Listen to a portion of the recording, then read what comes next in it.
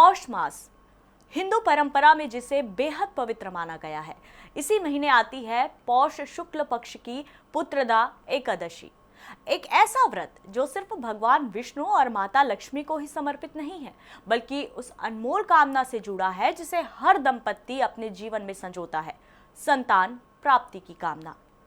पुराणों में वर्णन मिलता है कि पुत्रदा एकादशी का पालन करने से वंश में वृद्धि होती है, जीवन में सुख और सौभाग्य का आगमन होता है।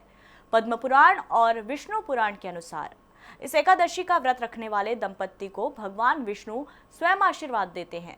यही वजह है कि ये एकादशी साल में 2 बार सावन और पौष दोनों में समान श्रद्धा से मनाई जाती है। इस वर्ष पौष पुत्रदा एकादशी की तिथि 30 दिसंबर से शुरू होकर 31 दिसंबर की सुबह तक रहेगी। पंचांग के अनुसार व्रत उदया तिथि में यानी कि 30 दिसंबर को ही रखा जाएगा। इस बार की पौष पुत्रदा एकादशी को और भी विशेष बनाते हैं इसके शुभ योग, सिद्धि, शुभ, रवि योग और भद्रावास योग। ज्योतिषाचार्यों का कहना है कि ये योग मनोकामना पूर्ति के लिए अत्यंत शुभ माने जाते हैं।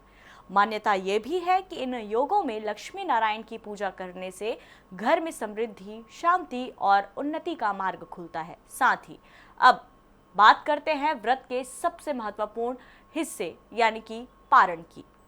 धार्मिक नियमों के अनुसार व्रत का पारण 31 दिसंबर को दोपहर 1:29 से 3:33 के बीच किया जाएगा। एकादशी के अगले दिन सूर्योदय के बाद द्वादशी तिथि के दौरान ही पारण करना जरूरी होता है। शास्त्रों में कहा गया है कि द्वादशी के भीतर पारण करना व्रत की पूर्णता के लिए अनिवार्य है। हालांकि ध्यान रहे, हरि वासर काल में पारण वर्जित है। पौष पुत्रदा एकादशी सिर्फ एक व्रत नहीं है, यह आस्था का व्रत है, उम्मीद का व्रत है और उस दिव्य विश्वास का व्रत है कि भगवान विष्णु की कृपा से परिवार में नई रोशनी आने वाली है।